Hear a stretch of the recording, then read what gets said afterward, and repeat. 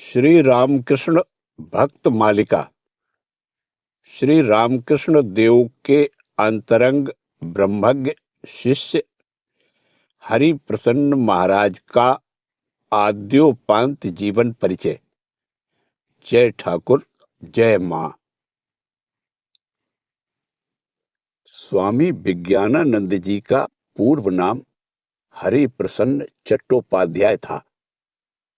उनके पिता तारकनाथ चट्टोपाध्याय का आदि निवास 24 परगना जिले के बेलघरिया नामक स्थान में था। कार्य के निमित्त जब वे इटावा उत्तर प्रदेश में रहते थे, तभी 30 अक्टूबर 1868 ईस्वी शुक्रवार बैकुंठ चतुर्दशी को हरि प्रसन्न ने जन्म लिया। बाल्यकाल में उन्होंने वाराणसी में पिता के घर में रहते हुए पढ़ाई लिखाई की थी। बाद में संभवतः 1878 ईस्वी में वे बेलघरिया के आदि पैतृक निवास में चले आए। उनके पिता अंग्रेज सरकार के फौजी रसद विभाग में काम करते थे। द्वितीय अफगान युद्ध के समय 1881 ईस्वी क्वेटा में उनका देहांत हुआ। बचपन से ही पिता के चल बसने के कारण हरि प्रसन्न बहुत दुखी हुए। फिर भी परिवार तथा संबंधियों से स्नेह एवं सांत्वना पाकर वे बेलघरिया से कलकत्ता ट्रेन द्वारा आवागमन करते हुए विद्यालय में पढ़ने लगे। 1882 ईस्वी में वे हेयर स्कूल से प्रथम श्रेणी में एंट्रेंस परीक्षा में उत्तीर्ण हुए और उसके 3 वर्ष बाद सेंट जेवियर्स कॉलेज की FA परीक्षा में भी वे प्रथम श्रेणी में उत्तीर्ण हुए। इसी कॉलेज में स्वामी शारदानंद, कुमिल्ला के वरदा सुंदर पाल तथा प्रवासी पत्रिका के संपादक रामानंद चट्टोपाध्याय उनके सहपाठी थे। BA पढ़ने के लिए हरि प्रसन्न पटना गए। वहां की पढ़ाई पूरी हो जाने पर वे इंजीनियरिंग की शिक्षा प्राप्त करने पूना गए। पूना में व्यय कम होने के कारण उन दिनों वहां अनेक बंगाली छात्र मेस में रहते हुए पढ़ाई करते थे। हरि प्रसन्न भी अन्य विद्यार्थियों के साथ वहां रहकर अपने ताऊ द्वारा प्रेषित मासिक 25 रुपए में अपना खर्च चला लिया करते थे। छात्र जीवन में भी उनका धर्म भाव विशेष रूप से व्यक्त होता था। वे प्रतिदिन गायत्री का जाप किया करते थे। उनकी प्रेरणा से मेस के सभी छात्रों ने मिलकर ठहराया कि वे अपनी आवश्यकता के लिए जो भी पुस्तक या यंत्र आदि खरीदेंगे, उनका मेस के अन्य लोग भी उपयोग कर सकेंगे तथा जाते समय उन्हें परवर्ती छात्रों के निमित्त छोड़ जाएंगे। बाल्यकाल से ही हरि प्रसन्न अत्यंत सत्यवादी थे। एक बार उनकी मां नकुलेश्वरी देवी ने उन्हें मिथ्यावादी कहा। इस पर उन्होंने उसका तीव्र विरोध किया और फिर भी मां को विश्वास न होते देखकर उन्होंने क्षोभपूर्वक कहा, मैंने यदि झूठ बोला हो तो मैं ब्राह्मण नहीं, और इसके साथ ही अपना यज्ञोपवीत तोड़ डाला। इस पर मां भयभीत होकर बोली, अरे तूने क्या ही महा अमंगल कर डाला। दुर्भाग्यवश दूसरे ही दिन पिता के निधन का समाचार आ पहुंचा। तब सद्य विधवा मां ने शोक में अधीर होकर कहा, तेरे शाप से ही ऐसा हुआ। एक दूसरी घटना में भी हरि प्रसन्न की आस्तिकता का प्रमाण मिलता है। उन्होंने सुन रखा था कि बंदर मृत्यु के समय राम नाम का उच्चारण करते हैं। एक दिन उन्हें अपने घर की बांस की झाड़ियों की ओर से बंदूक की आवाज सुनाई पड़ी। दौड़कर वहां जाने पर उन्होंने देखा कि गोली से घायल होकर एक बंदर नीचे चित पड़ा हुआ हाथ जोड़कर रो रहा है। उन्हें लगा कि बंदर सचमुच ही राम नाम लेते हुए प्राण त्याग रहा है। पूना कॉलेज में ऐसा नियम था कि जिन दो छात्रों को प्रथम तथा द्वितीय स्थान प्राप्त होता था, उन्हें क्रमशः बंबई तथा भारत सरकार की नौकरी दी जाती थी। हरिप्रसन्न एक मेधावी छात्र थे, अतः सभी जानते थे कि उन्हें पहला स्थान यदि ना भी मिला तो दूसरा स्थान वे अवश्य ही प्राप्त कर लेंगे। परंतु यह देखकर कि सहपाठी राधिका प्रसाद अत्यंत निर्धन है तथा उन्हें नौकरी की विशेष आवश्यकता है, हरिप्रसन्न ने कहा, भाई, मैं इस वर्ष परीक्षा न देकर अगले वर्ष दूंगा। दुर्भाग्यवश राधिका प्रसाद द्वितीय स्थान नहीं पा सके। फिर भी वे हरिप्रसन्न की सहृदयता पर मुक्त रह गए। उसका स्मरण करते हुए वे सर्वदा गौरवपूर्ण शब्दों में उनकी प्रशंसा किया करते थे। आगामी वर्ष 1892 ईस्वी की परीक्षा में द्वितीय स्थान प्राप्त करके हरिप्रसन्न ने कॉलेज छोड़ा। उनके प्रथम न आने का कारण यह था, उनके कॉलेज के भूगर्भ विज्ञान के प्राध्यापक एक ईसाई पादरी थे, जो हिंदू धर्म की निंदा करने में बड़े पटु थे। एक दिन उनके पुनर्जन्मवाद की हंसी उड़ाने पर हरिप्रसन्न ने उन्हें युक्ति युक्त उत्तर दिया। इससे उस समय तो प्राध्यापक जी को चुप रह जाना पड़ा, परंतु उन्होंने छात्र की इस उद्दंडता का बदला मौखिक परीक्षा के समय लिया। भूगर्भ विज्ञान में कम अंक पाने के कारण ही हरिप्रसन्न को द्वितीय स्थान मिला। बचपन में बेलघरिया के अपने पैतृक मकान में रहते समय ही उन्हें श्री रामकृष्ण देव के पुण्य दर्शन प्राप्त हुए थे। उस दिन शाम को 4 बजे वे अपने साथियों के साथ एक परिचित बालक के घर खेल रहे थे। उसी समय एक मित्र यह संवाद ले आया कि परमहंसदेव केशव चंद्र से मिलने बेलघरिया के उद्यान में आए हुए हैं। खेल में व्यस्त हरिप्रसन्न के शरीर पर उस समय एक धोती मात्र थी। उसी हालत में वे नून कोट खेलना छोड़कर संगियों के साथ परमहंसदेव को देखने चले। उस समय परमहंसदेव के बारे में उनके मन में कुतूहल के अतिरिक्त अन्य कोई धारणा नहीं थी तथा गेरुआधारी के बारे में उनमें थोड़ा भय भी था। इसलिए इस दर्शन की स्मृति उनके मन में धूमिल हो चुकी थी तथा वर्णन करते समय अन्य दर्शनों के साथ मिश्रित हो जाया करती थी। उनका द्वितीय दर्शन दिनांक 18 फरवरी 1883 ईस्वी दीवान गोविंद मुखर्जी के घर पर हुआ था। इस दर्शन के बारे में उन्होंने कहा था, जाकर देखा तो ठाकुर श्वेत वस्त्रों में खड़े थे। वह एक अद्भुत ही दृश्य था। मुखमंडल पर एक विलक्षण भाव था। पका खरबूजा जैसे फट जाता है, वैसा ही कुछ। पर उस मुख को विकृत नहीं कहा जा सकता। शरीर की संपूर्ण शक्ति मानो ऊर्ध्वमुखी हो चुकी हो। चेहरे पर दिव्य भाव समा नहीं पा रहा है।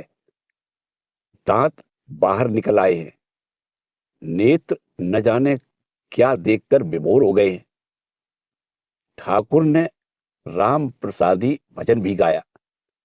गाने के साथ ही उनका वैसा भाव देखकर ऐसा प्रतीत हुआ कि मानो वे मां काली को प्रत्यक्ष रूप से देख रहे हों तथा उसी के आनंद में उन्मत्त बने हों।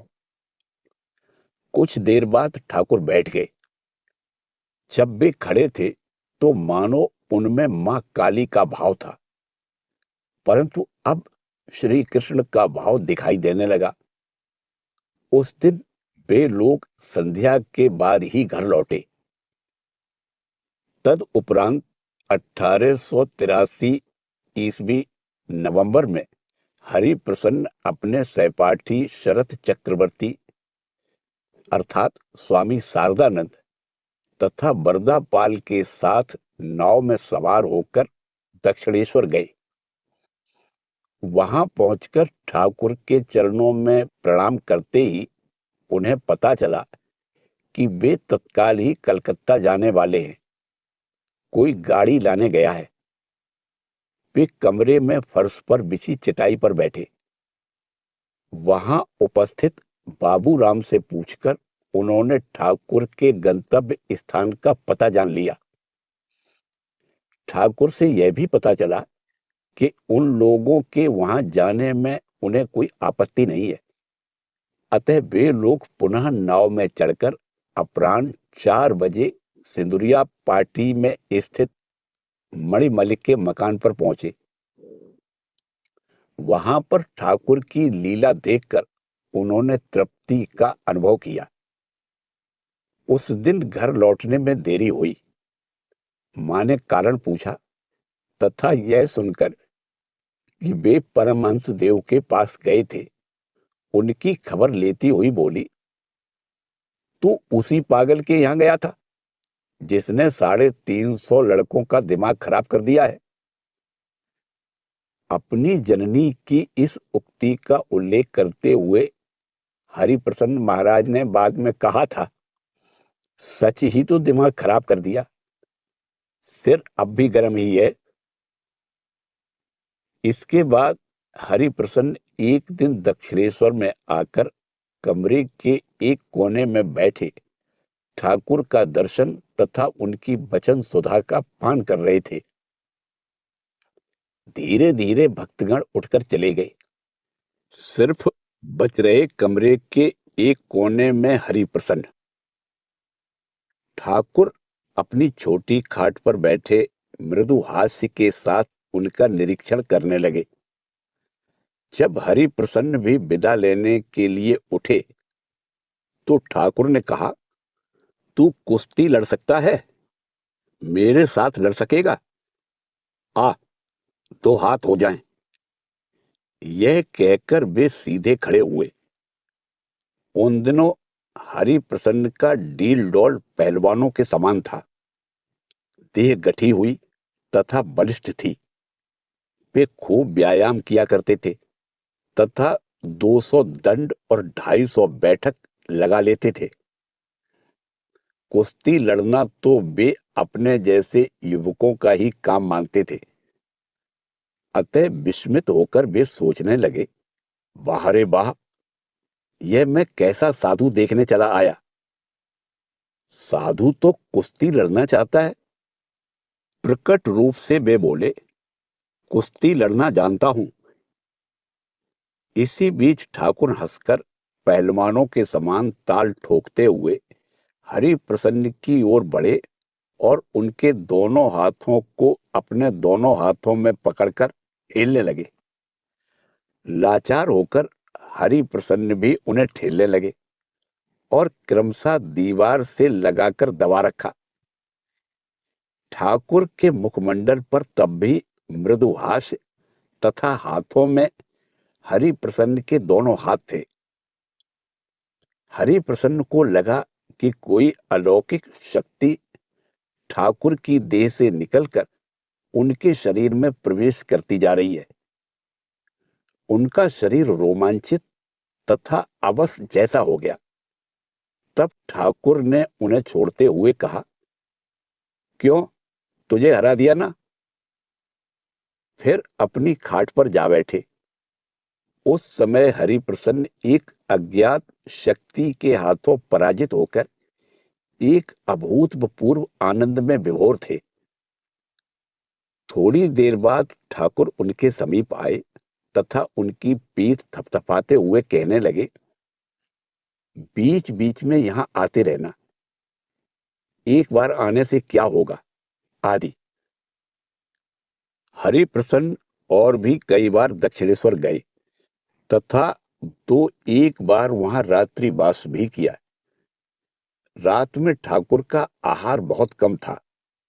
प्रसाद की दो एक पूरी, थोड़ी सी खीर और एक संदेश, बस इतना ही। और कोई उपस्थित रहता तो उसे भी इसमें से थोड़ा भाग मिल जाता था। पहली रात को तो हरिप्रसन्न भोजन की ऐसी व्यवस्था देखकर चिंतित हो उठे थे और सोच रहे थे कि रात उपवास में ही बीतेगी, परंतु ठाकुर ने नौबत खाने से रोटी सब्जी मंगवाकर उन्हें खिलाया। वैसे वह भी हरिप्रसन्न जैसे कुश्तीबाज के लिए पर्याप्त नहीं था। हरिप्रसन्न बीच बीच में ठाकुर के पास आने जाने लगे थे। कभी उनके आने में देरी होने पर ठाकुर शरत आदि के द्वारा उन्हें बुला भेजते थे। एक बार इस प्रकार संदेश पाकर वे जब दक्षिणेश्वर आए तो ठाकुर बोले, क्यों रे, कैसा है? आजकल आना जाना बिल्कुल ही कम कर दिया है। बुलावा भेजने पर भी क्यों नहीं आता? उत्तर में हरिप्रसन्न ने सरलता पूर्वक बताया कि इच्छा नहीं होती, इसीलिए वे नहीं आते। सुनकर ठाकुर थोड़ा हंसे और पुनः पूछा, ध्यान व्यान करता है ना? हरिप्रसन्न ने बतलाया कि यद्यपि वे ध्यान का प्रयास करते हैं पर ध्यान हो नहीं पाता। तब ठाकुर ने उन्हें निकट बुलाकर उनकी जीभ पर कुछ लिख दिया तथा उन्हें ध्यान करने के लिए पंचवटी भेजा। ठाकुर के स्पर्श के फलस्वरूप उस दिन वे इतने विभोर हो उठे थे कि उनके पैर मानो उठते ही नहीं थे।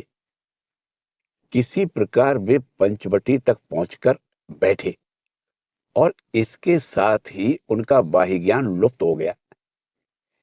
चेतना लौटने पर उन्होंने देखा कि ठाकुर उनके बगल में बैठकर उनके शरीर पर हाथ फेर रहे हैं तथा मंद मंद मुस्कुरा रहे हैं। फिर ठाकुर उन्हें अपने कमरे में ले आए तथा उन्हें साधना के विषय में अनेक उपदेश दिए।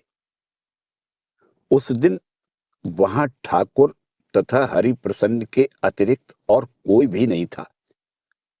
उस दिन ठाकुर ने उन्हें आश्वस्त किया कि अब से उनका प्रतिदिन अच्छा ध्यान हुआ करेगा।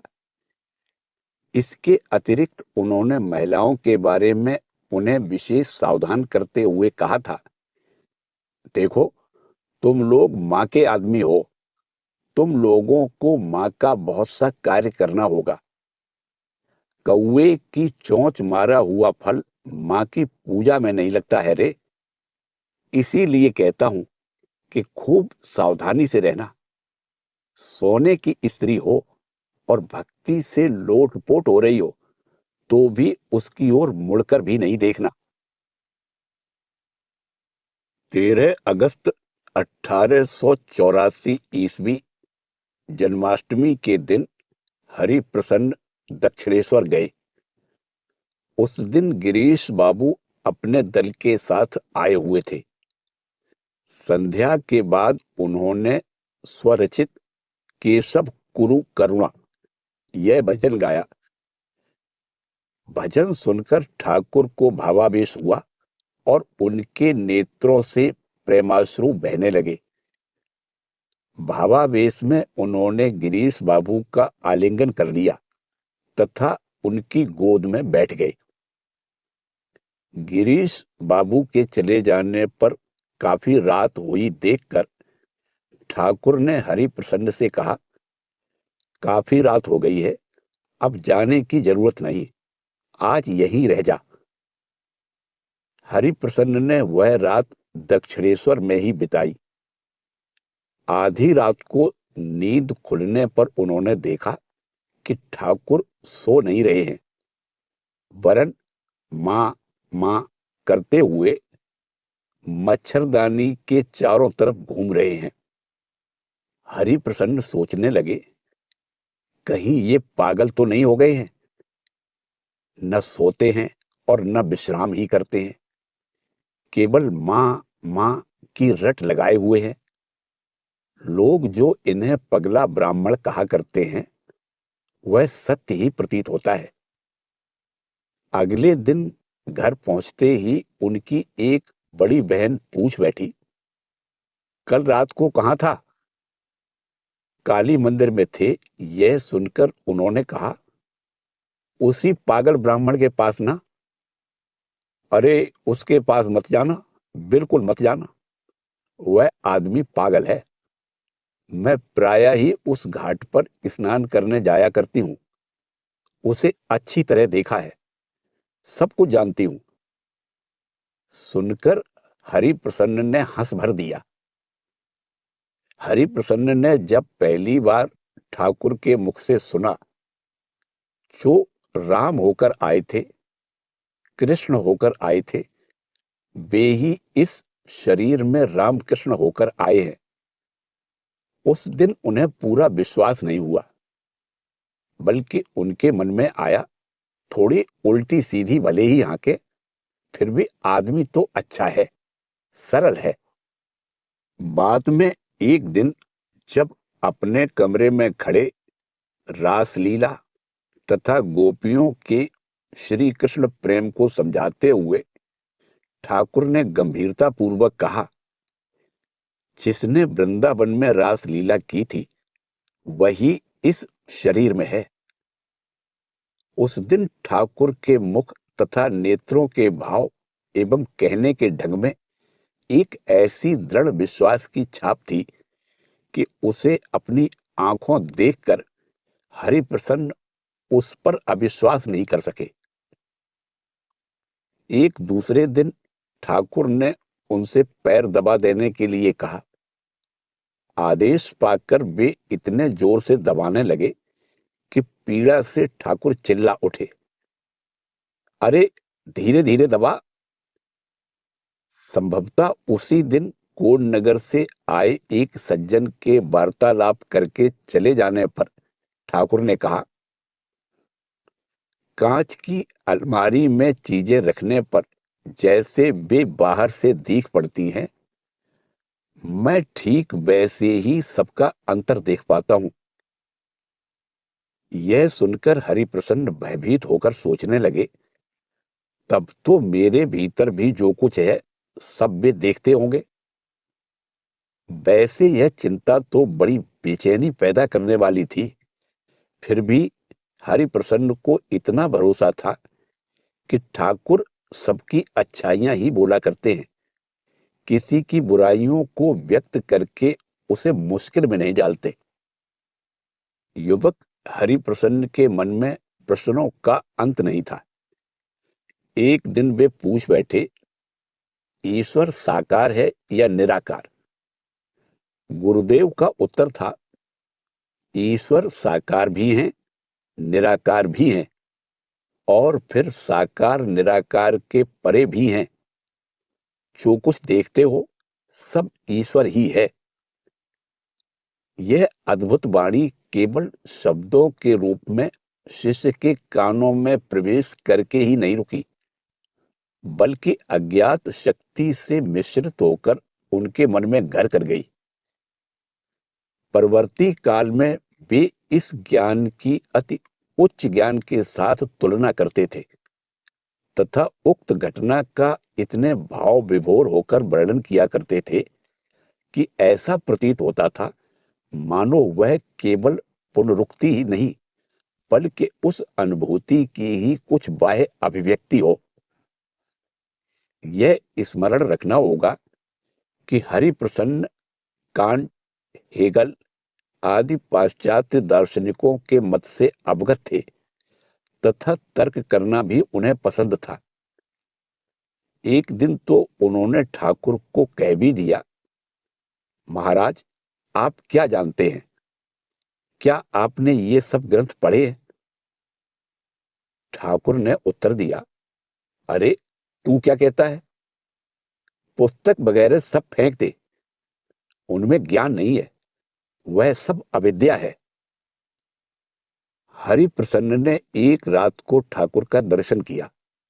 उन दिनों ठाकुर के गले का रोग प्रारंभ ही हुआ था। यही उनका अंतिम दर्शन था। इसके बाद वे अध्ययन हेतु बांकीपुर चले गए और वहीं पर उन्हें ठाकुर के लीला संवरण का संवाद मिला। समाचार बांकीपुर पहुंचने के पूर्व दिन ही उन्होंने देखा कि ठाकुर सामने ही सशरीर विराजमान है। पर हां, उसी समय वे इस दर्शन का तात्पर्य नहीं समझ सके थे। अगले दिन समाचार पत्र से उन्हें सब कुछ विदित हुआ। प्रसंगवश यहां यह भी कह देना उचित होगा कि स्वामी जी के देह त्याग के समय भी उन्हें ऐसा ही दर्शन हुआ था। हरिप्रसन्न उन दिनों इलाहाबाद के गुड्स शेड रोड पर ब्रह्मवादिन क्लब में रहते थे।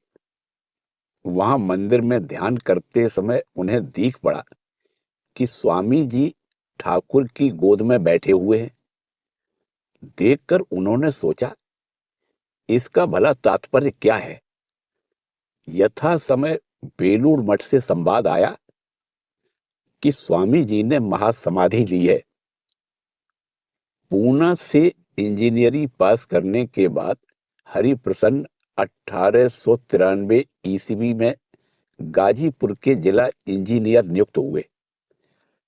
गाजीपुर निवास के सुयोग से उन्होंने कई बार पवहारी बाबा के दर्शन किए।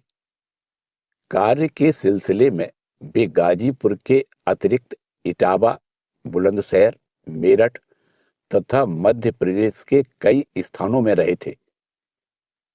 वे जहां भी रहते, गुरु भाइयों के साथ घनिष्ठ संबंध बनाए रखते थे। इस प्रकार इटावा में उनकी स्वामी जी से भेंट हुई थी। 1897 ईस्वी के अंत में बांकीपुर से अपने कार्य स्थल को लौटते समय बक्सर स्टेशन पर अचानक ही उनका शिवानंद जी से साक्षात्कार हुआ तथा बाद में वाराणसी में बंशी दत्त के मकान में वे उनसे पुनः मिलाए। गाजीपुर में एक बार अभेदानंद जी उनके अतिथि हुए थे। इटावा में एक बार सुबोधानंद जी ने उनसे मिलकर उन्हें मठ की आर्थिक अवस्था से अवगत कराया। तब से वे नियमित रूप से प्रतिमास 60 रुपए मठ के सहायतार्थ भेजने लगे। 1895 ईस्वी में बिरजानंद जी ब्रोंकाइटिस तथा हृदय रोग से पीड़ित होकर वृंदावन से इटावा उनके घर चले आए। बाद में वहां प्रेमानंद जी का भी आगमन हुआ। धन व्यय करने में हरिप्रसन्न स्वभाव से ही उदार थे। उनके हार्दिक प्रयास के फलस्वरूप बिरजानंद जी 1 महीने के भीतर ही पूर्णतया स्वस्थ हो गए। इसके थोड़े दिन बाद ही हरिप्रसन्न नौकरी छोड़कर आलम बाजार मठ में गुरु भाइयों से आ मिले। मां के भरण पोषण की स्थायी व्यवस्था तथा छोटे भाई की पढ़ाई का व्यय चलाने के लिए उन्हें अब तक नौकरी करनी पड़ी थी। इसी अवधि में इन 2 उद्देश्यों के निमित्त पर्याप्त धन संचय हो जाने के कारण वे सांसारिक कर्तव्य भार से मुक्त हो गए। आलम बाजार मठ में वे ब्रह्मचारी के वेश में अत्यंत दीन तथा विनम्र भाव से रहा करते थे। अचानक देखने पर कोई कल्पना भी नहीं कर सकता था कि ये ही कभी एक उच्च राज कर्मचारी के पद को सुशोभित करते थे। मठ के आवश्यक कार्यों को पूरा करने के पश्चात वे अपने कमरे में शांत चित्त से ध्यान मग्न रहते थे। 1897 ईस्वी में स्वदेश लौटकर आचार्य स्वामी विवेकानंद जब उत्तर पश्चिम भारत भ्रमण कर रहे थे, तब हरिप्रसन्न महाराज उनके आमंत्रण पर उनके साथ देहरादून, राजपूताना आदि स्थानों को गए। फिर मठ लौटने के थोड़े दिन बाद उन्होंने स्वामी जी के निर्देशानुसार श्री ठाकुर के सम्मुख यथाविधि संन्यास ग्रहण किया और तब से वे विज्ञानानंद नाम से परिचित हुए। मठ जब आलम बाजार से स्थानांतरित होकर बेलूड़ में नीलांबर बाबू के उद्यान में आ गया, तब स्वामी विज्ञानानंद ने वहां आकर स्वामी जी के आदेशानुसार मठ के लिए खरीदी गई नवीन भूमि पर निर्माण कार्य का भार स्वीकार किया।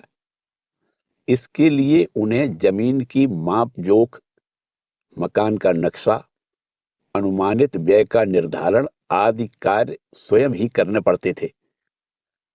अतः बातचीत के लिए उन्हें ज्यादा समय नहीं मिलता था और न वे इसे पसंद ही करते थे। नीलांबर बाबू के भवन में निवास करते समय एक बार उनकी मां उन्हें देखने आई। बच्चों के समान सरल विज्ञान महाराज बड़े ही चिंतित होकर सोचने लगे कि मुझे इस नए परिवेश में देखकर मां पता नहीं कौन सा बखेड़ा खड़ा कर दे। अतः उन्होंने छिप जाने का निश्चय किया।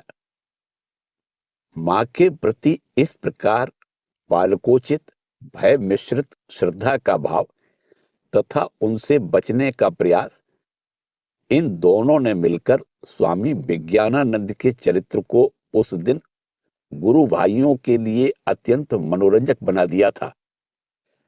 अंत में सबके अतीब आग्रह पर उन्होंने एक निर्जन स्थान में मां को प्रणाम निवेदित किया। स्वामी जी पर वे जैसा प्रेम करते थे, वैसा ही वे उनसे घबराते भी थे। स्वामी जी के नाराज हो जाने पर वे उनके समीप न जाकर दूर ही दूर रहते थे। बुलाने पर कहते, महाराज अभी कामकाज में बड़ा व्यस्त हूं, बाद में जाऊंगा। बेलूड़ के नवनिर्मित मठ की दूसरी मंजिल पर स्वामी जी के बगल के कमरे में ही वे सोया करते थे। रात में अपनी पग ध्वनि से कहीं स्वामी जी को असुविधा न हो, इस भय से वे दबे पांव चलते थे। उन्हीं के कमरे के सामने गंगा की ओर वाले बरामदे में स्वामी जी टहला करते थे। एक रात इसी प्रकार टहलते हुए स्वामी जी काफी देर तक मां त्वम ही तारा तुम त्रिगुणधरा परात्परा यह गीत गुनगुनाते रहे। ये सारी स्मृतियां विज्ञान महाराज के मन में इतनी सजीव थी कि परवर्ती काल में भी उन स्थानों में स्वामी जी की उपस्थिति का अनुभव करते हुए कहते थे, स्वामी जी अब भी अपने कमरे में विराजमान हैं। मैं तो उनके कमरे के निकट से होकर जाते समय बहुत दबे पांव चलता हूं, ताकि उन्हें कोई असुविधा न हो। उनके कमरे की ओर मैं ताकता तक नहीं कि कहीं सामना न हो जाए। इस पर यदि कोई उत्सुक श्रोता कुछ पूछ बैठता, क्या आप अब भी स्वामी जी को देख पाते हैं, तो उनका निसंदिग्ध उत्तर मिलता, वे उपस्थित हैं ही, फिर देख क्यों नहीं पाऊंगा। उनके इस दृढ़ विश्वास के पीछे और भी अनेक अनुभूतियां निहित थी। एक रात उन्होंने उठकर देखा कि स्वामी जी के कमरे से रोशनी आ रही है। पहले तो उनके मन में आया कि स्वामी जी गहरी रात्रि में अध्ययन कर रहे होंगे। कुतूहल बस उन्होंने द्वार से ही भीतर की ओर झांक कर देखा तो स्वामी जी ध्यानस्थ बैठे थे और उनके अंग की आभा से ही कमरा उद्भासित हो रहा था। स्वामी विज्ञानानंद ने एक अन्य घटना भी सुनाई थी। उनके कठोर परिश्रम तथा स्थापत्य कौशल से मठ का मुख्य भवन तथा पूजा गृह बन जाने पर उनके प्रस्ताव पर स्वामी जी ने उन्हें गंगा तट पर तटबंध के निर्माण की व्यवस्था करने को कहा। इस कार्य में व्यस्त रहते समय एक दिन भाटे के समय तेज दोपहरी में पसीने से तरबतर खड़े विज्ञानानंद महाराज एकाग्र मन से कार्य का निर्देशन कर रहे थे। ज्वार आने के पहले ही काम पूरा हो जाना जरूरी था, इसीलिए प्यास से गला सूख जाने पर भी वे काम छोड़कर नहीं जा पा रहे थे। मठ की दूसरी मंजिल पर अस्वस्थ स्वामी जी चिकित्सक के निर्देशानुसार बर्फ डालकर दुग्ध पान कर रहे थे। पात्र खाली हो जाने पर उनकी दृष्टि तटबंध की ओर गई। उन्होंने खाली पात्र को सेवक के हाथ में देते हुए कहा, पेशन को दे दे। गिलास मिलने पर हरिप्रसन्न महाराज ने दुखी मन से सोचा, इस हालत में भी स्वामी जी को हंसी सूझ रही है, फिर भी उनके आदेश का पालन करते हुए प्रसाद धारण कर लेना ही उचित है। ऐसा विचार करके उन्होंने गिलास में बच रही 2-4 बूंदों को ही पी लिया। पर आश्चर्य, मानो उनके मुख में किसी ने सुधा डाल दी हो। प्यास तुरंत चली गई और शरीर शीतल हो गया। विज्ञान महाराज प्रारंभ में श्री माता जी की महिमा उतनी नहीं समझ सके थे। इसकी शिक्षा उन्हें स्वामी जी से ही मिली। इस घटना का उन्होंने स्वयं ही वर्णन किया है। मैं माता जी के पास अधिक नहीं जाता था। पता नहीं कैसे स्वामी जी को इसका पता चल गया। एक दिन वे मुझसे पूछ बैठे, मां को प्रणाम गए थे क्या? मैंने कहा, नहीं महाराज। स्वामी जी बोले, अभी जाकर प्रणाम कराओ। मैं मां को प्रणाम करने चला। मन ही मन सोच रहा था कि किसी प्रकार झट से प्रणाम करके चला आऊंगा। पर ज्यों ही मां को प्रणाम करके उठा, त्यों ही स्वामी जी पीछे से बोल उठे, यह क्या पेशन, साष्टांग प्रणाम करो। मां साक्षात जगदम्बा जो है। मैंने पुनः साष्टांग प्रणाम किया, फिर लौटा। मैंने सपने में भी नहीं सोचा था कि स्वामी जी पीछे पीछे आ रहे होंगे। स्वामी जी के प्रति इतनी श्रद्धा का भाव पोषण करने के उपरांत भी दोनों के बीच सरल हास परिहास का अभाव नहीं था। एक दिन स्वामी जी ने कहा, पेशन, देश काल के उपयुक्त एक नवीन स्मृति की रचना करनी होगी, समझे? पुरानी स्मृतियां अब नहीं चलेंगी। हरिप्रसन्न महाराज ने तुरंत ही उत्तर दिया, आपकी स्मृति कैसे चलेगी? देश वाला उसे क्यों स्वीकार करेगा? स्वामी जी ने छोटे बच्चे के समान मान करते हुए महाराज को पुकार कर कहा, राखाल, सुनो सुनो। पेशन कहता है कि देश मेरी बात नहीं लेगा। उपयुक्त मध्यस्थ के समान महाराज बोले, पेशन क्या जाने, वह तो बच्चा है। तुम्हारी बात देश एक दिन अवश्य ही स्वीकार करेगा। इस पर स्वामी जी के आनंद की सीमा नहीं रही। वे बोले, सुना पेशन, देश मेरी बात को अवश्य लेगा। मठ निर्माण का कार्य समाप्त हो जाने पर 1900 ईस्वी शरद काल से विज्ञान महाराज स्वामी जी के आदेशानुसार तीर्थराज प्रयाग में जाकर निवास करने लगे। पहले तो वे मुट्ठीगंज में अपने मित्र डॉक्टर महेंद्रनाथ औदेदार के अतिथि होकर रहे। फिर कुछ समय बाद शरत चंद्र मित्र आदि कुछ नवयुवकों के अनुरोध पर उनके द्वारा गुड्स शेड रोड पर स्थापित ब्रह्मवादिन क्लब में चले आए। ब्रह्मवादिन क्लब में उन्होंने 10 वर्ष बिताए थे। वह काल तपस्या एवं साधना से परिपूर्ण था। भोजन पकाना, बर्तन मांजना आदि दैनंदिन गृह कर्म भी अपने ही हाथों किया करते थे। मकान में पानी का नल न होने के कारण उन्हें पड़ोस के घर से पानी लाना पड़ता था। ब्राह्म मुहूर्त के पहले ही उठकर कुछ घंटे ध्यान में बिताने के पश्चात दोपहर तक का शेष समय वे पूजा तथा अध्ययन आदि में व्यतीत करते थे। अध्ययन में वे इतने तन्मय हो जाते थे कि उन्हें समय का बोध ही नहीं रह जाता था तथा किसी के आने जाने से भी उसमें बाधा नहीं पड़ती थी। इसी अवसर पर उन्होंने एक बार पंडित भगवत दत्त से वेदों का अध्ययन किया था।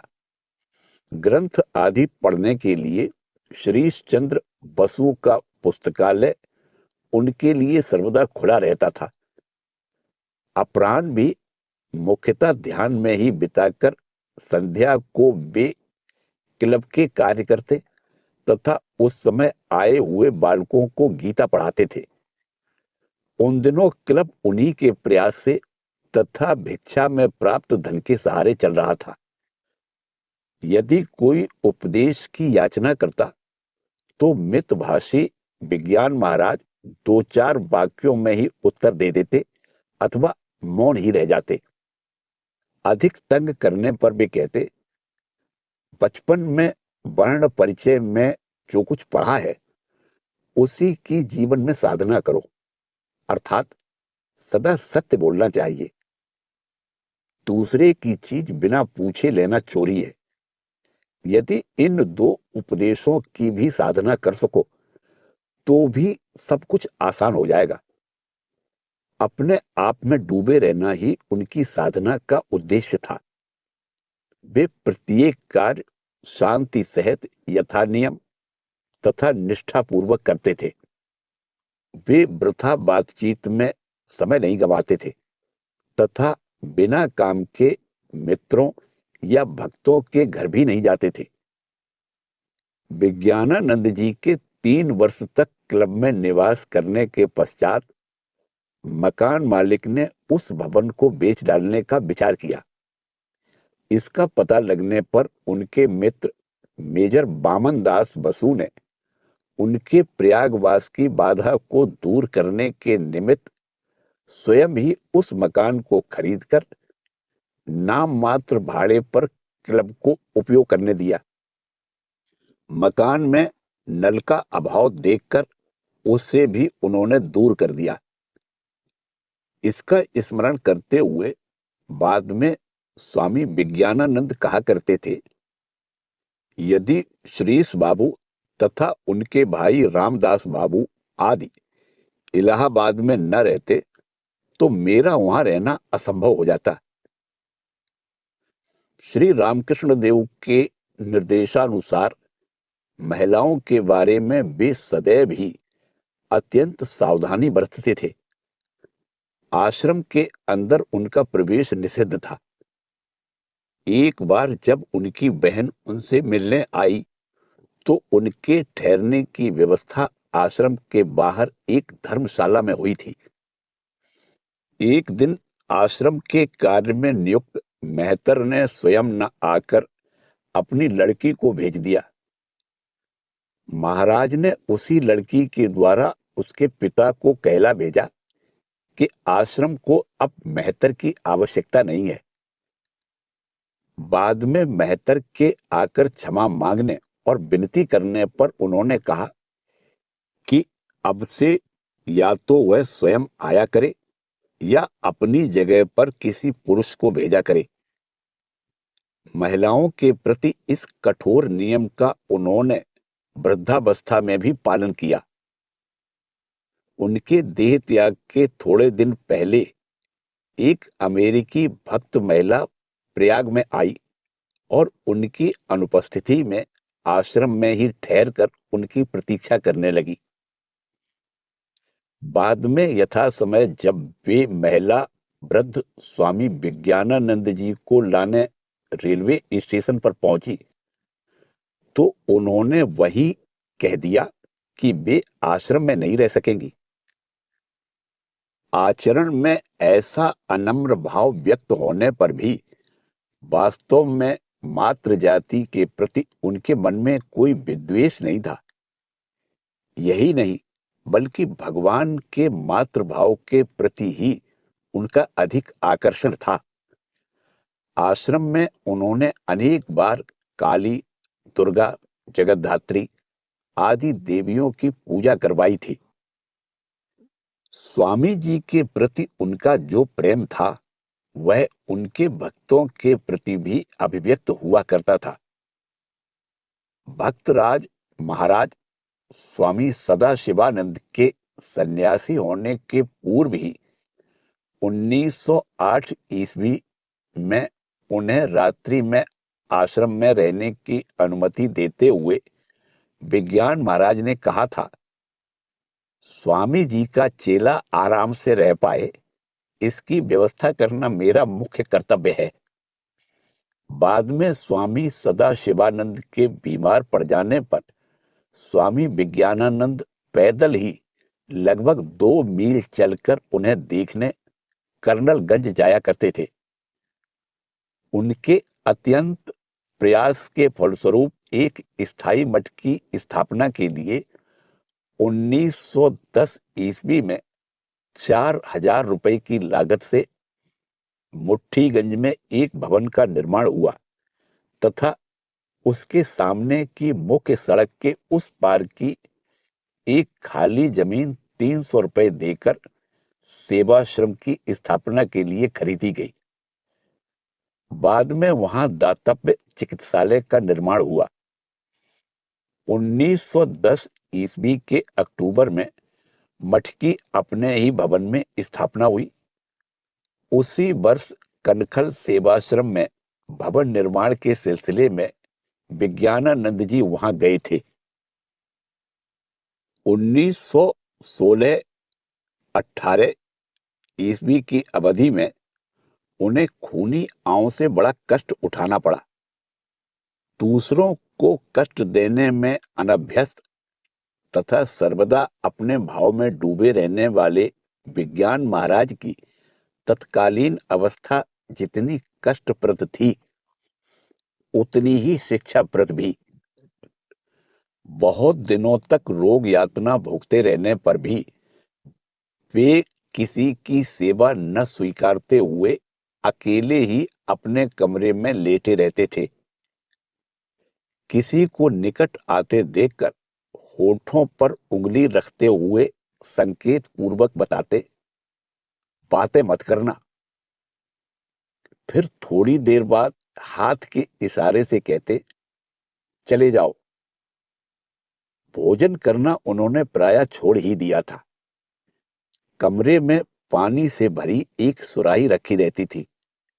प्यास लगने पर वे स्वयं ही उसमें से जल लेकर पी लेते थे। पहले एलोपैथी चिकित्सा हुई, परंतु उससे लाभ न होने पर होम्योपैथी चिकित्सा आरंभ हुई और उसी से वे निरोग हुए। तब से उनके मन में होम्योपैथी के प्रति विश्वास जम गया। फिर भी बीमार होने पर वे आसानी से डॉक्टर की सहायता लेने को तैयार नहीं होते थे। यह भाव उनमें सदैव ही बना रहा। अंतिम दिनों में उनके पैरों में सूजन देखकर बेलूड़ मठ के एक साधु ने उनसे कहा था, एक डॉक्टर को दिखाने से अच्छा होता। इस पर उनका उत्तर था, मेरा डॉक्टरों पर बिल्कुल विश्वास नहीं। साधु ने बताया कि एक बहुत बड़े डॉक्टर मठ में आया जाया करते हैं, उन्हीं को बुलाया जाएगा। विज्ञानानंद जी ने पूछा, उनसे भी कोई बड़े डॉक्टर हैं क्या? उत्तर मिला, नील रतन बाबू उनसे भी बड़े हैं। फिर प्रश्न हुआ, उनसे भी बड़े? उत्तर, उनसे बड़ा यहां और कोई नहीं है। इस पर विज्ञानानंद जी ने कहा, एक जन हैं, वे हैं ठाकुर, उनसे बड़ा दूसरा कोई नहीं है। वस्तुतः वे सर्वतोभावेन ठाकुर के ऊपर ही निर्भर रहते थे तथा उनकी बातचीत में भी वही भाव व्यक्त हुआ करता था। पहले वे आश्रम के बाहर अधिक कहीं नहीं जाते थे, परंतु निरोग होने के बाद उनके भ्रमण की मात्रा बहुत बढ़ गई। स्वास्थ्य सुधरने के कुछ महीने बाद जब वे वायु परिवर्तन के लिए वाराणसी गए, तो एक दिन टहलते टहलते सारनाथ तक पहुंच गए। सारनाथ संग्रहालय का गाइड उन्हें विभिन्न वस्तुएं दिखाते हुए जब बुद्ध देव की एक विशेष मूर्ति के सम्मुख ले आया, तो वहां उन्हें एक दिव्य दर्शन हुआ। उस प्रतिमा में बुद्ध देव के जन्म से लेकर महापरिनिर्वाण तक की घटनाएं वर्णित थीं। उनकी जीवनी पर क्रमवार चिंतन करते करते संपूर्ण ब्रह्मांड उनके सामने से लुप्त हो गया तथा वे स्वयं एक सूक्ष्म बिंदु के रूप में निराकार ज्योति समुद्र के तट पर खड़े होकर उस ज्योति का अवलोकन करने लगे। धीरे धीरे उनकी सत्ता भी उसी समुद्र में विलीन हो गई तथा विद्यमान रही केवल शांति, ज्ञान एवं आनंद। यह भाव कितनी देर तक रहा, इसका उन्हें बोध नहीं था। गाइड ने जब आगे बढ़ने को कहा, तो वे केवल यंत्रवत चलते रहे, पर तब भी वे मानो एक नशे में विभोर थे। उनका यह भाव 3 दिन तक बना रहा। उन्होंने कहा था कि यद्यपि अन्यान्य तीर्थों आदि में भी उन्हें बहुत सी अनुभूतियां हुई थी, फिर भी ऐसा दर्शन पहले कभी नहीं हुआ था। और एक बार उन्होंने सारनाथ दर्शन के बाद विश्वनाथ दर्शन के लिए जाने का निश्चय किया था, परंतु सारनाथ से लौटते समय उनके मन में आया, क्या होगा वहां जाकर। विश्वनाथ पत्थर के एक टुकड़े के अतिरिक्त और कुछ भी तो नहीं है। जो हो, पूर्व निश्चय के अनुसार जब वे विश्वनाथ मंदिर में पहुंचे, तो देखा कि वहां न तो विश्वनाथ लिंग विद्यमान है और न जीव जगत ही, केवल एक निराकार सत्ता मात्र ही विराज रही है। काशी में ही एक अन्य समय उन्हें विश्वनाथ के दर्शन मिले। उस बार सेवाश्रम के भवन निर्माण के प्रसंग में वे इलाहाबाद से वाराणसी पहुंचे तथा स्टेशन से इक्के में बैठकर सेवाश्रम की ओर निकले। रास्ते में एक मोड़ पर उनकी गाड़ी उलट गई और वे गिर पड़े। उनका एक पैर पहिए के अंदर घुस गया और उसके ऊपर एक भारी संदूक गिर पड़ा। चोट काफी आई। किसी प्रकार सेवाश्रम तक पहुंचकर उन्होंने डॉक्टर को दिखाया। चोट के कारण उन्हें बुखार चढ़ा आया तथा वे बिस्तर पर पीड़ा से छटपटाते हुए सोचने लगे, हाय विश्वनाथ जी, ठाकुर के कार्य से मैं तुम्हारे राज्य में आया। कार्य निस्वार्थ था, पर ऐसा हाल हुआ। कार्य की हानि हो रही है। फिर आधी रात को उन्होंने सपने में देखा कि जटाजूट मंडित शिव मृदु मंद हास्य के साथ उनकी ओर बढ़े चले आ रहे हैं। उन्हें लगा कि शिव उन्हें ले जाने को आए हैं। इसीलिए वे कह उठे, क्यों शिव जी, क्या आप मुझे ले जाने को आए हैं? पर अभी मैं नहीं जाऊंगा। ठाकुर का काम बाकी है, पहले उसे पूरा करना होगा। परंतु उनकी कौन सुनता। शिवजी ने हंसते हंसते बढ़कर उन्हें प्रगाढ़ आलिंगन में बांध लिया। उस शीतल स्पर्श से उनकी सारी पीड़ा जाती रही। तत्पश्चात उन्होंने शिवजी से कहा, तो अब जाइए, मुझे ठाकुर का कार्य करना है। प्रातःकाल उठकर उन्होंने देखा तो न बुखार था, न पैर का दर्द ही, सब कष्ट दूर हो चुके थे। इसके साथ ही इलाहाबाद के एक अन्य दर्शन का उल्लेख करके हम अगला प्रसंग लेंगे। जाड़े के दिन थे। विज्ञानानंद जी प्रतिदिन रात्रि के अंतिम प्रहर में उठकर गंगा स्नान को जाया करते थे। उस दिन भी त्रिवेणी संगम में स्नान करके गंगा स्तव पाठ करने के बाद वे आश्रम को लौट रहे थे।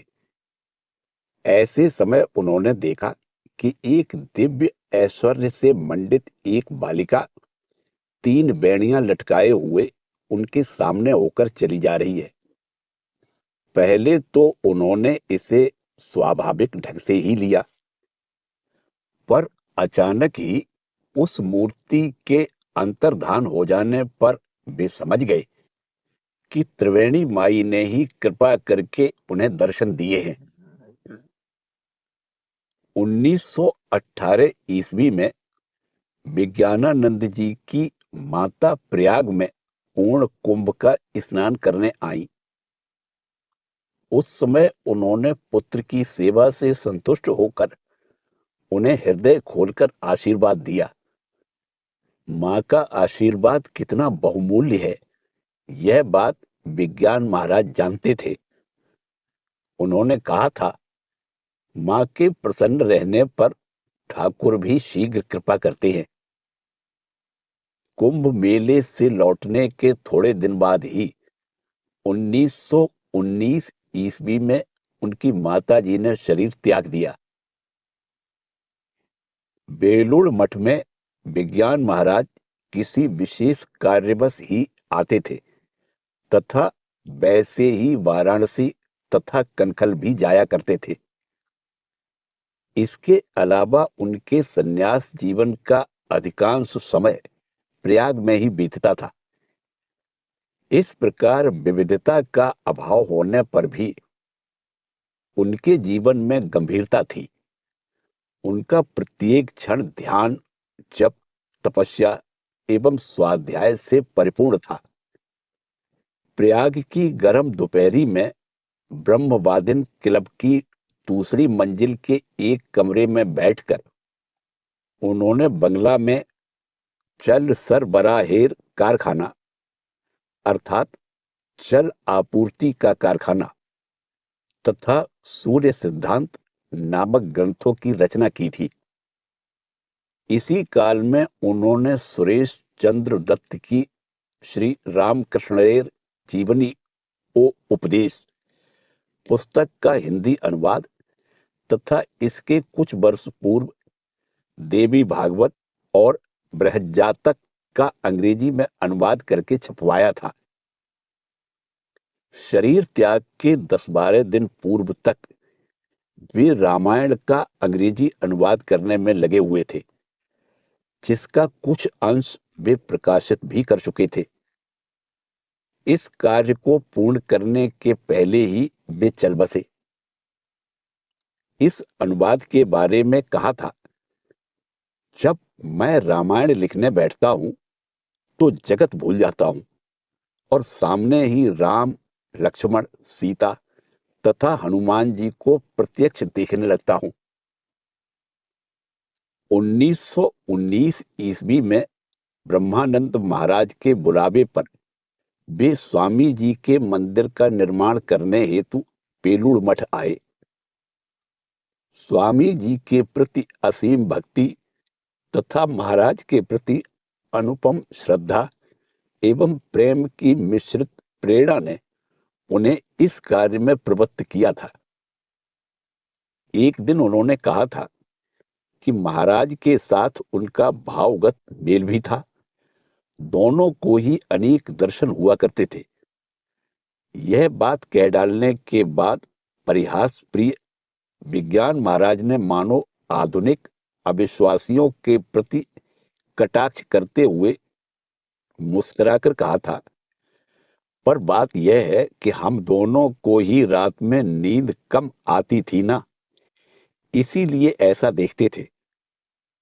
तुम लोग यंग बंगाल हो, इन सब में विश्वास मत करना।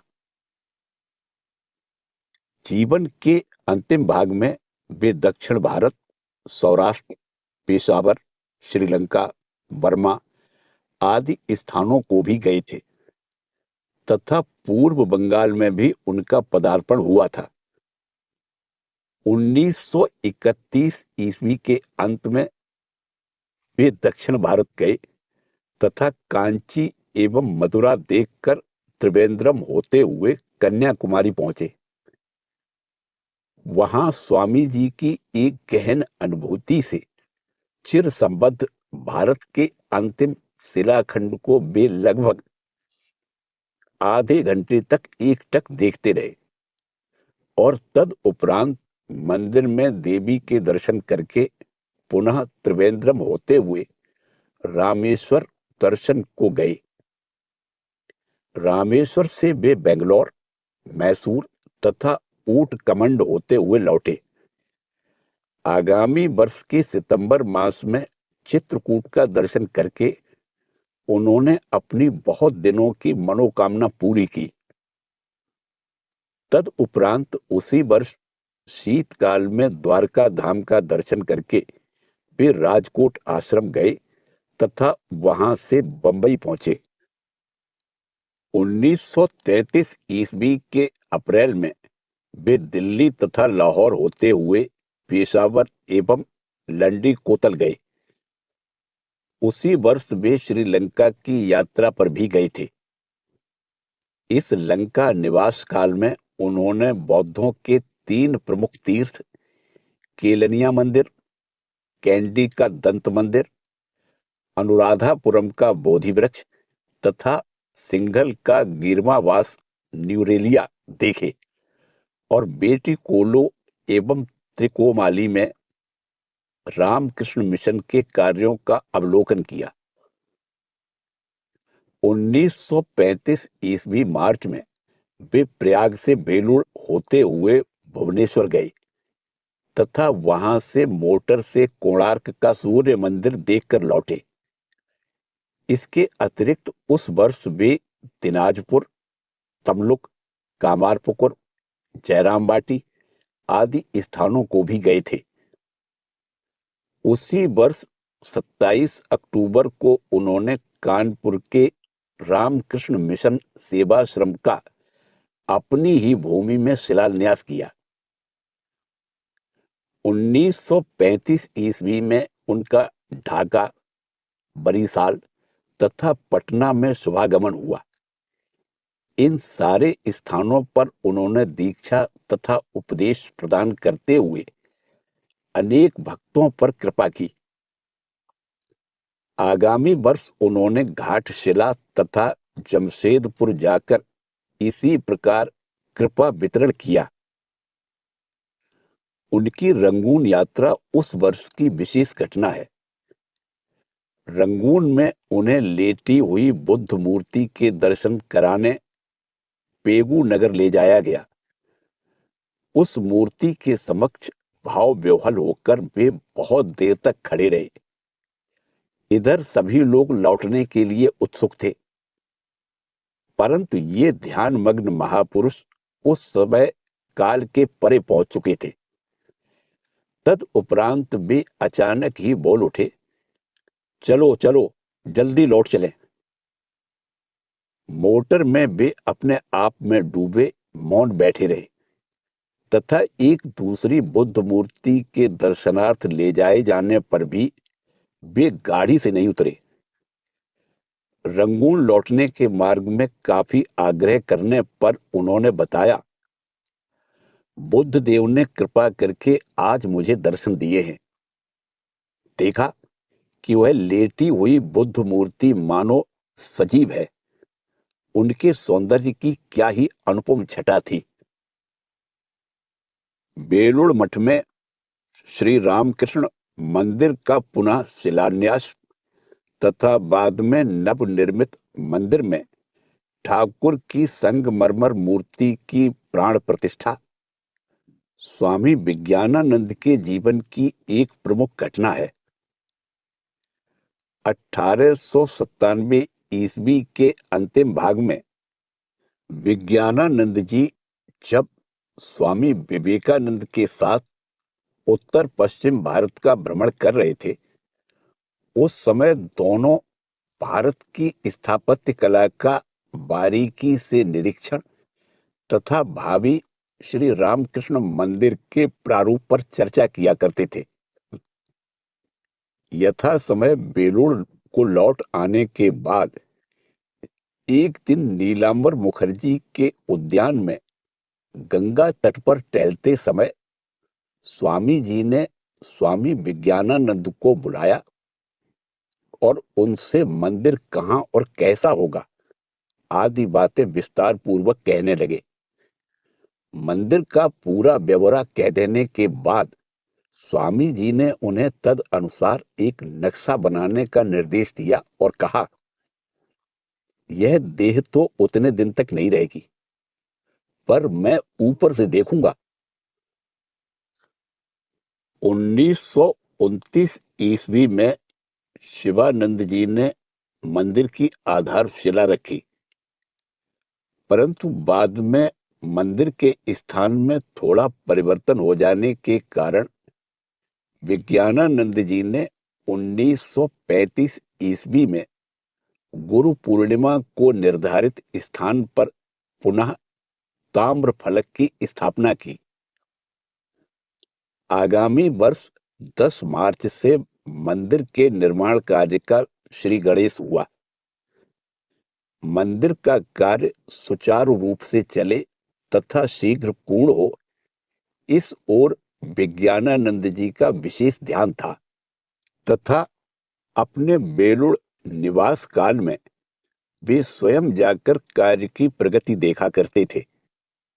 1937 ईस्वी में जगत धात्री पूजन के दिन मंदिर प्रतिष्ठा की बात थी तथा वे इसी निमित्त बेलूर मठ आए भी थे, परंतु गर्भ मंदिर का कार्य पूरा न हो पाने के कारण यह संभव नहीं हुआ।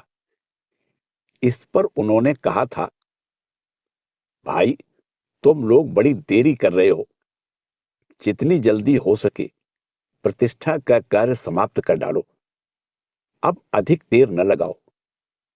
उन्होंने और भी कहा, स्वामी जी ने मंदिर की योजना बनाई पर मंदिर बन नहीं सका।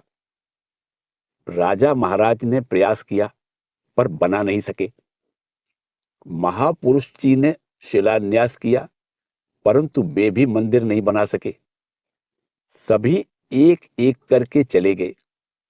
इसीलिए कहता हूं, जितना शीघ्र हो सके तुम लोग कार्य को पूरा कर लो, देरी मत करो। इस उक्ति का तात्पर्य सभी समझ गए तथा सभा मंडप के पूरा होने की प्रतीक्षा न करते हुए 14 जनवरी 1938 ईस्वी मकर संक्रांति के दिन मंदिर के गर्भगृह में श्री रामकृष्ण देव की संगमरमर प्रतिमा की स्थापना करके प्रतिष्ठा विधि कर लेने का प्रस्ताव निश्चित किया गया। प्रतिष्ठापन के 2 दिन पूर्व विज्ञान महाराज इलाहाबाद से बेलूर आए। प्रतिष्ठा के शुभ दिन पर ब्राह्म मुहूर्त में आत्माराम का पात्र पुराने मंदिर से नीचे लाया गया और उसे लेकर वयोवृद्ध विज्ञान महाराज मोटर में बैठे। गाड़ी लाल वस्त्र से ऊपर से चलती हुई धीरे धीरे नवीन मंदिर की सीढ़ी के पास पहुंची। महाराज नीचे उतरे। आत्माराम का पात्र लेकर उन्होंने मंदिर में प्रवेश किया तथा उसे वेदी पर स्थापित किया।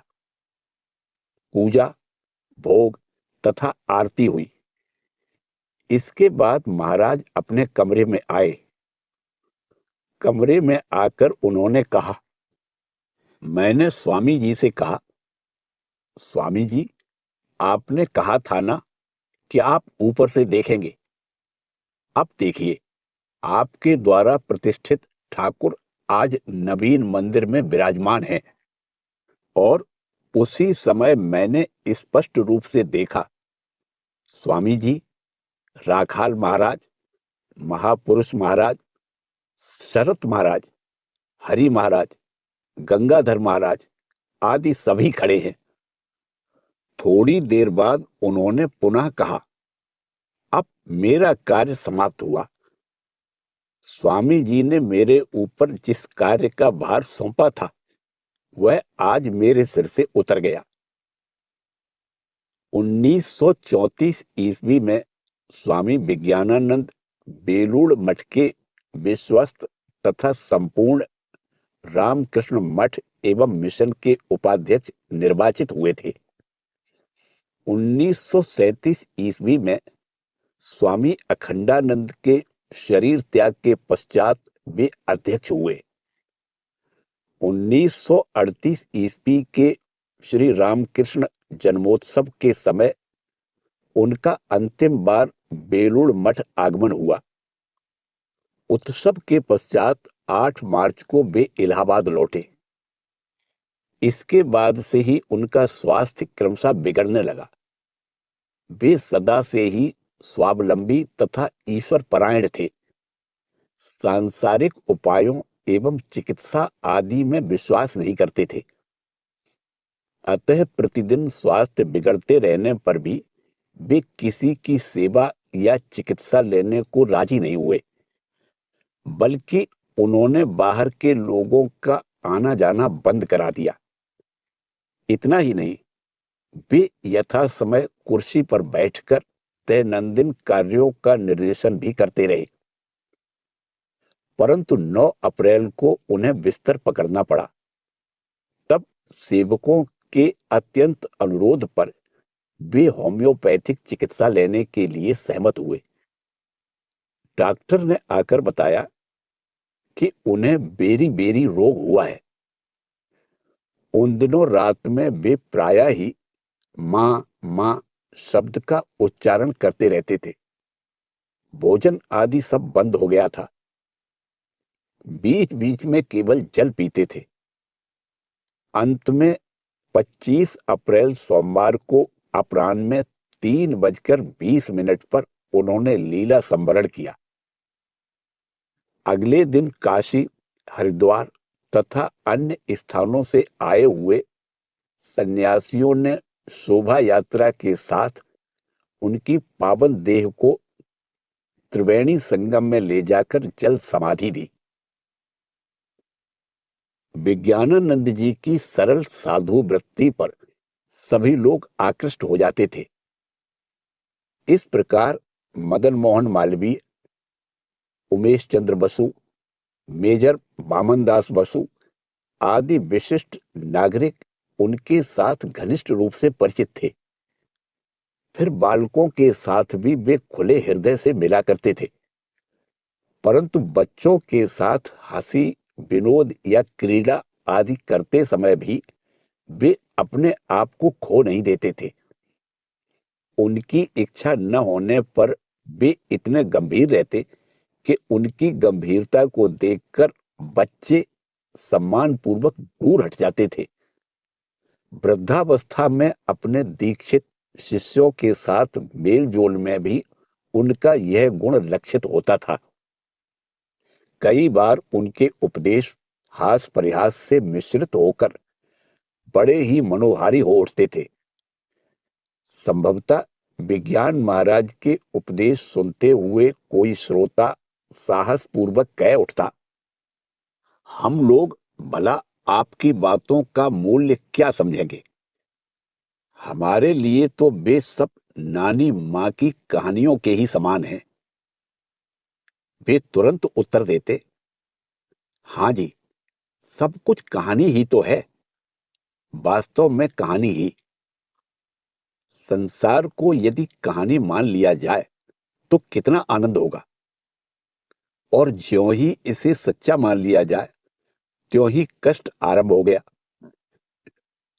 धर्म के क्षेत्र में विश्वास की आवश्यकता की बात सुनकर एक भक्त बोल उठे, परंतु महाराज, हमारे भीतर तो विश्वास का अभाव है। तुरंत ही उनकी उक्ति में भूल दिखाते हुए विज्ञान महाराज ने कहा, संसार में ऐसा कोई भी मानव नहीं जिसमें विश्वास का नितांत अभाव हो। विश्वास के बिना आप एक सांस भी नहीं ले सकते। एक भक्त ने आकर कहा, महाराज, यहां आपके पास आने पर आनंद होता है, इसीलिए आया करता हूं। महाराज ने तत्काल उत्तर दिया, मुझे भी तो आप लोगों को देखकर आनंद होता है। प्रभु आप लोगों के भीतर भी तो हैं। एक बार एक शिष्य से उन्होंने पूछा, तुमने भूत देखा है? शिष्य के नहीं कहने पर वे बोले, तुम्हारे शरीर में ही तो पंचभूत हैं, डरने की बात नहीं। राम नाम का जप करना, भूत भाग जाएंगे। जहां पर राम नाम होता है वहां भूत नहीं ठहर पाते। स्वामी विज्ञानानंद का सामान्य व्यवहार आदि देखकर ऐसा लगता था मानो वे बड़े मनमौजी स्वभाव के हैं, परंतु थोड़ा प्रयास करके उनसे मेल जोल करने पर उनके हृदय की विशालता, उदारता तथा कोमलता को देखकर दांतों तले उंगली दबानी पड़ती थी। वे जानबूझकर अद्भुत वेशभूषा किए रहते थे और इसके बारे में वे स्वयं भी सचेत थे। उनका बड़ा ढीला ढाला कुर्ता, कान तक ढकने वाली टोपी तथा मोजे आदि को किसी पथिक के कुतूहलवश देखते ही रह जाने पर वे कहते, क्या देखते हो? हम बंदर हैं, राम जी का बंदर। बात कितनी सरल है, फिर भी आध्यात्म रस से ओतप्रोत है। सीता राम के प्रति उनका एक आंतरिक आकर्षण था। एक बार उन्होंने एक ब्रह्मचारी से पूछा, तुमने रामायण पढ़ी है? सीता के दुख के बारे में कुछ जानते हो? ऐसा कहकर वे सीता के दुख का इतना आवेग पूर्वक वर्णन करने लगे कि अंत में स्वयं ही रो पड़े। उच्च आध्यात्म राज्य में विचरण करते रहने के उपरांत भी विज्ञानानंद जी स्वाधीनता आंदोलन के नैतिक पक्ष के प्रति उदासीन नहीं थे। देश सेवकों का त्याग तथा संगठित रूप से अहिंसा युद्ध उनके प्राणों में प्रतिध्वनित होता रहता था। 1931 ईस्वी के अंतिम भाग में पंडित जवाहरलाल के बंदी हो जाने पर राष्ट्रव्यापी हड़ताल हुई। उस दिन निद्रा खुलने पर विज्ञानानंद जी ने कहा, अभी अभी सपने में स्वामी जी को देखा, वे बेचैन होकर टहल रहे थे। उस समय राष्ट्रीय नेता के अपमान पर स्वामी विज्ञानानंद का मन आकुल हो उठा था। इसके काफी समय पूर्व वे 1925 ईस्वी का कांग्रेस अधिवेशन देखने कानपुर गए थे। इस प्रसंग में उन्होंने कहा था, जहां पर अच्छे कार्य के लिए इतने लोग एकत्रित होते हैं, निश्चय ही जान लो कि वहां ईश्वर की पूजा हो रही है। संघबद्ध होकर कार्य करना भी ईश्वर की पूजा ही है। कुछ भी हो, पर देश के कल्याण के बारे में ही तो विचार किया जा रहा है। एकता में ही ईश्वरी शक्ति का विकास होता है। लगता है हमारा देश पुनः उन्नत होगा। सदा सत चिंतन में डूबे हुए विज्ञानानंद जी दूसरों के गुण ही देखा करते थे। यहां तक कि अपने यशोगान को भी दूसरों के सद्गुण का ही परिचायक मानते थे। रंगून बंदरगाह पर उनका स्वागत करने को अनेक गणमान्य लोग पधारे थे तथा उनके निवास की भी अच्छी व्यवस्था की गई थी। इसका कारण बताते हुए जब किसी व्यक्ति ने कहा, आप मिशन के उपाध्यक्ष हैं और रंगून मिशन का बड़ा केंद्र है, तो इस पर विज्ञानानंद जी ने कहा, नहीं जी नहीं, मैं ऐसा कौन सा बड़ा आदमी हूं, यहाँ के लोग ही अच्छे हैं। अरे भैया, हम लोग तो साधु सन्यासी हैं, ये लोग अच्छे हैं, तभी तो हमारी इतनी देखभाल करते हैं। ब्रह्मानंद जी ने एक बार कहा था, हरि प्रसन्न गुप्त ब्रह्मज्ञानी है। गुप्त ब्रह्मज्ञानी विज्ञानानंद ने वृद्धावस्था तक अपने ज्ञान को गुप्त ही रखा था। शिवानंद जी को पक्षाघात हो जाने के कुछ महीने बाद एक बार वे अचानक ही इलाहाबाद से बेलूर मठ आए। 3 दिन मठ में निवास करने के पश्चात जब वे महापुरुष जी से विदा लेने गए तो उन्होंने अपना बायां हाथ उनके मस्तक पर रखते हुए आशीर्वाद दिया। इससे उन्हें जो अनुभूति हुई थी उसका उन्होंने अपने ही शब्दों में वर्णन किया था। उस दिन से मेरे मन का भाव बिल्कुल ही बदल गया, मानो अपना भाव उन्होंने मेरे भीतर संक्रमित कर दिया हो। अब ऐसी इच्छा होती है कि जब तक शरीर में एक बूंद भी रक्त रहे तब तक जो कोई भी आए उसे ठाकुर का नाम दिए जाऊं। इसीलिए उन्होंने मुक्त हस्त से बहुत से धर्म पिपासुओं पर कृपा की थी। श्री ठाकुर और मां ही उनके अंतिम दिनों के अवलंबन थे। वे कहते थे, सब कुछ करना हुआ, अब ठाकुर और मां ही संबल है, उन्हीं पर निर्भर होकर पड़ा हूं।